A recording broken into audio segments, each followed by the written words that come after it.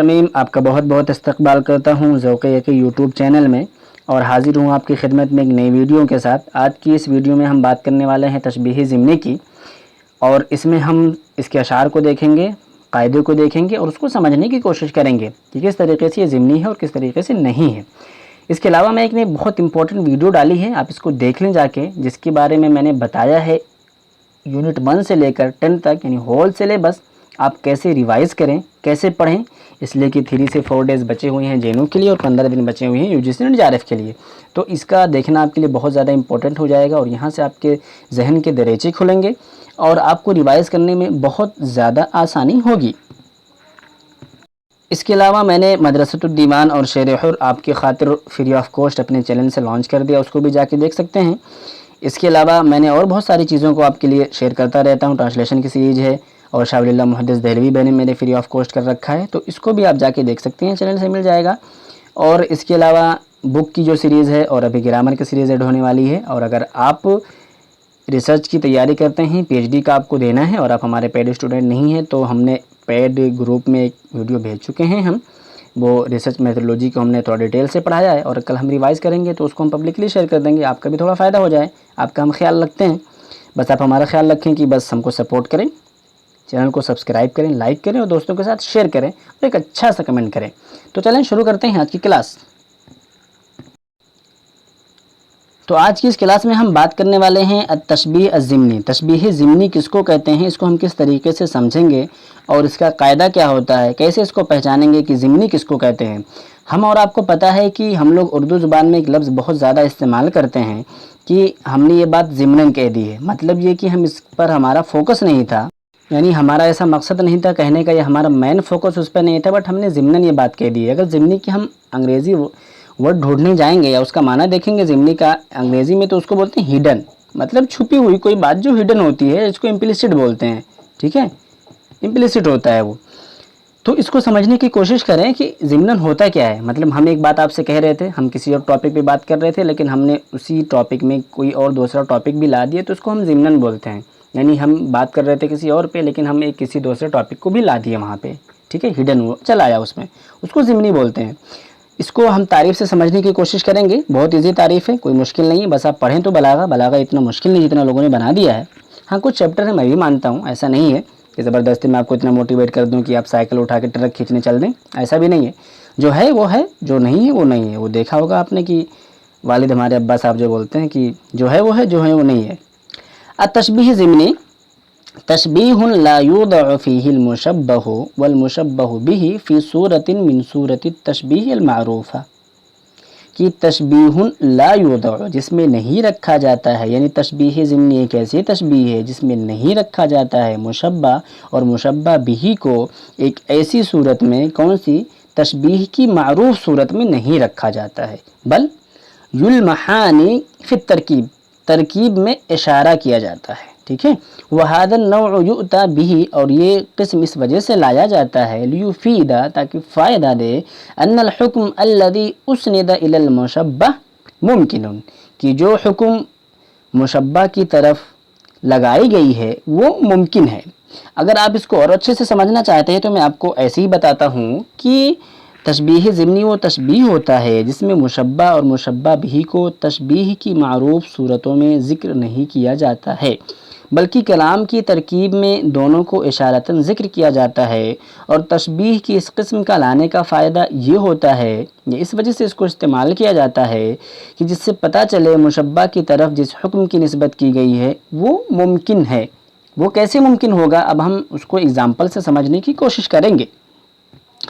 Examples यहाँ रहते हैं, आप चाहें तो ख़ुद पढ़ लें, मैं आपको अशार पढ़ के और उसका तर्जुमा करके समझाने की कोशिश करता हूँ। तो देखिए, सबसे पहले वो तमाम साहब क्या कहते हैं, ला तुनकिरी अतलल करीम मिनल ग़ना फस्सैल हरबुन लिल मकानिल आली। अब यहाँ पे इस शेर का तर्जुमा देखें और इसके बाद फिर इसको समझने की कोशिश करेंगे तो आपको बहुत अच्छी तरीके से वाज़ेह हो जाएगा। तो कहते ला तुनकिरी, ठीक है, तुम इनकार मत करो, अतलल करीम मिनल ग़ना, शरीफ आदमी की मालदारी से, फस्सैल हरबुन लिल मकानिल आली, इसलिए कि सैलाब ऊंची जगह का दुश्मन होता है। کہہ رہے ہیں کہ لا تنکری عطل الکریم من الغنا، کہ شریف آدمی کے مالداری سے خالی ہونے پر تم انکار مت کرو، نکیر مت کرو۔ فالسیل حرب للمکان العالی، اس لیے کہ جو سیلاب ہوتا ہے اونچی جگہ کا دشمن ہوتا ہے۔ اب یہاں پر یہ کہنا چاہ رہے ہیں کہ ادیب اور یا شاعر بلاغت کی ایسا راستہ کبھی کبھی اختیار کرتا ہے جس میں وہ تشبیہ کی طرف اشارہ کرتا ہے، تشبیہ کی مشہور صورتوں میں سے کسی صورت کی صراحت کے بغیر، اور وہ ایسا اس وجہ سے کرتا ہے تاکہ وہ جدت پیدا کرے اور اس حکم کو دلیل قائم کرے کہ جس کو ایسا کیا جا رہا ہے، جس کو اس کو لایا جا رہا ہے، وہ صرف اس وجہ سے تاکہ یہ بتایا جا سکے کہ جو مشبہ کی طرف جس کا حکم لگایا جا رہا ہے وہ ممکن ہے اور یہ زیادہ بلیغ ہوتی ہے اور دل میں زیادہ اثر کرتی ہے۔ اب ابو تمام کا شعر دیکھیں آپ، وہ کہتا ہے مخاطب یعنی بیوی سے کہہ رہا ہے کہ شریف آدمی کے مالداری سے خالی ہونے پر نکیر نہ کرو، اس لیے کہ یہ کوئی تعجب کی بات نہیں ہے، اس لیے کہ پہاڑوں کی چوٹیوں پر جو کہ تمام جگہوں میں سب سے بلند ہوتا ہے، سب سے اوپر ہوتا ہے، سیلاب کا پانی نہیں ٹھہرتا ہے۔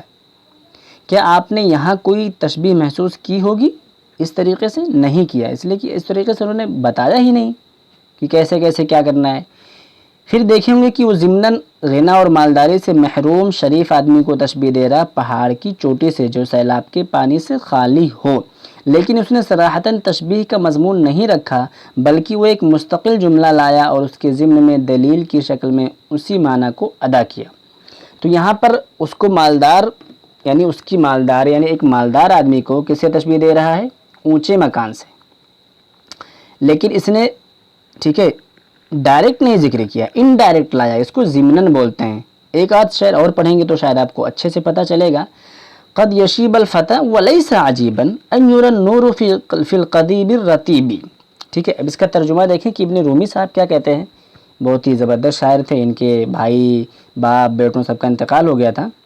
کہتے ہیں کہ فتشیب قد یشیب الفتى وليس عجیبا، کبھی کبھی نوجوان کے مطلب جو جوان ہوتے ہیں نوجوان کے بال سفید ہو جاتے ہیں، ٹھیک ہے، بوڑھا ہو جاتا ہے، ہاں، ولیس عجیبا ان یری النور فی القضیب الرطیب، اور یہ کوئی تعجب کی بات نہیں، ولیس عجیبا کوئی تعجب کی بات نہیں ہے کہ تر و تازہ ٹہنی میں کلی دکھائی دے، کہ ایک دم ابھی نیا نیا ٹہنی تھا اور اس میں کلی کھل گئی، یعنی بھی وہ درخت ہوتا پھر اس کے اندر کلی کھلتی، لیکن ایسا نہیں ہوا۔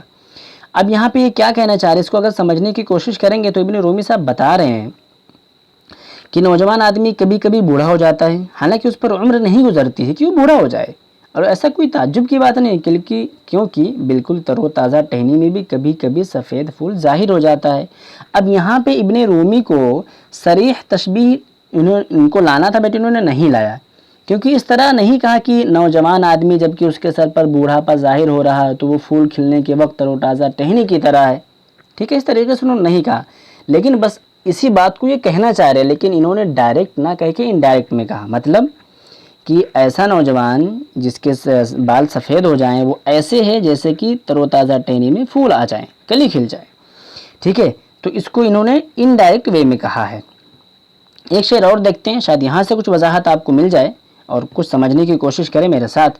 اب یہ دیکھیں، من یہن یسہل الہوان علیہ مال جرح بمیت ایلام، یہ بہت اچھا شعر ہے، آپ بھی یاد کر سکتے ہیں کسی بے حس آدمی کے لیے، کہ من یہن یسہل الہوان علیہ، ٹھیک ہے، جو بے حیثیت ہوتا ہے یا جس پر آسان ہوتا ہے، ہوان علیہ اس پر ذلت و رسوائی برداشت کرنا، مال جرح بمیت ایلام، تو مردہ آدمی کو زخم سے کوئی تکلیف نہیں ہوتی ہے۔